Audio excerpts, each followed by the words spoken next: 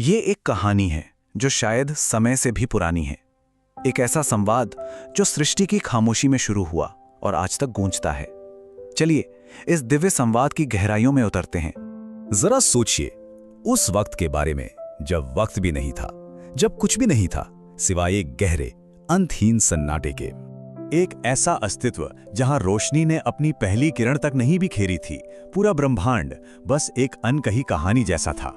और उस गहरे अनंत शून्य में सिर्फ एक चेतना थी, मैं था। और बस यहीं से इस पूरी कहानी की शुरुआत होती है। और फिर उसी खामोशी से रचना ने जन्म लिया। ये कहानी इस बारे में है कि सब कुछ कैसे शुरू हुआ और फिर मानवता ने अपना पहला चुनाव कैसे किया। मैंने आसमान को सितारों से सजाया, धरती को उसका आकार दिया और फिर मिट्टी में अपनी सांसें फूंक कर जीवन को बनाया। और ये रचना किसी दास को बनाने के लिए नहीं थी, बल्कि एक रिश्ता बनाने के लिए थी, अपना बनाने के लिए। योजना बहुत सीधी सी थी, मेरे साथ चलना, एक साथ रहना। लेकिन इस रिश्ते के लिए आजादी दी गई और उसी आजादी ने हमारे बीच एक दूरी पैदा कर दी।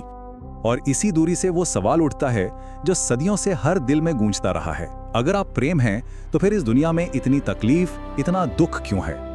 जवाब है क्योंकि प्रेम कभी भी जबरदस्ती नहीं हो सकता। उसके होने के लिए चुनने की आजादी का होना सबसे जरूरी है। ये दुख मेरी बनाई हुई चीज नहीं है, ये उस आजादी के गलत इस्तेमाल का एक नतीजा है। लेकिन इस दूरी के बाद भी वापस बुलाने की कोशिश कभी नहीं रुकी। ये एक बहुत लंबा सफर था जिसकी शुरुआत एक वादे और कुछ नियमों से हुई।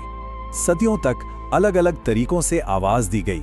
कभी एक इंसान से किया गया वादा, तो कभी गुलामी से आजादी, कभी वीराने में दिखाया गया रास्ता और कभी अंधेरे में गूंजती नवियों की आवाजें। हाँ, लेकिन इस मार्गदर्शन के साथ बहुत सारे नियम भी आए। और अक्सर ये सवाल पूछा जाता है कि आखिर इतने सारे बंधन क्यों? क्या ये सब सिर्फ काबू में रखने के लिए था? असल में उन नियमों का मकसद बांधना था ही नहीं, बल्कि बचाना था। वो नियम सजा देने के लिए नहीं थे, बल्कि सही रास्ता दिखाने के लिए थे, एक तरह की हिफाजत के लिए। लेकिन नबियों और नियमों के बाद भी वो दूरी बनी रही। इसलिए अब ये कहानी अपने सबसे जरूरी मोड़ पर आती है, जब दूर से भेजा गया जवाब खुद देह बनकर, इंसान बनकर करीब आ गया। इतने सारे पैगंबर भेजने के बाद दिल में एक सवाल तो उठता ही है, आप खुद क्यों नहीं आए इस दूरी को हमेशा के लिए मिटाने के लिए?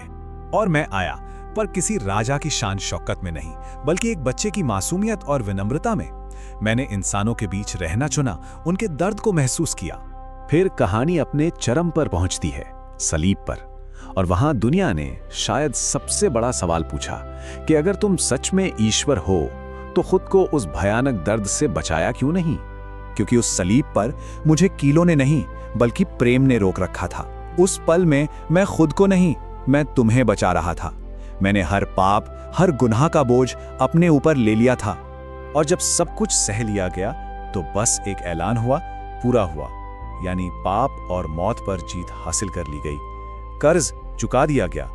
उस आखिरी ऐलान के साथ ही इस कहानी का अंतिम अध्याय शुरू होता है। और ये अध्याय सिर्फ माफी के बारे में नहीं है, ये एक नए, हमेशा रहने वाले भविष्य की उम्मीद के बारे में है।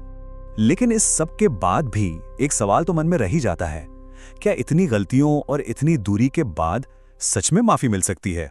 हाँ, बिल्कुल। कोई भी गुनाह इतना बड़ा नहीं है कि मेरा अनुग्रह, मेरी कृपा उसे ढक ना सके। अब मेरे पास आने का रास्ता अच्छे कामों से नहीं, बल्कि सिर्फ और सिर्फ मेरे अनुग्रह से खुला है।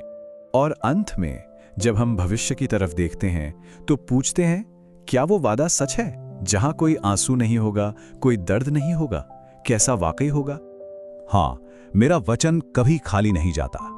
एक दिन जरूर आएगा जब हर आंसू पोंछ दिया जाएगा, हर जख्म भर दिया जाएगा, और मैं हमेशा हमेशा के लिए सबके साथ रहूंगा। तो ये सृष्टि की गिरने की और फिर अनंत प्रेम से बचाए जाने की कहानी है।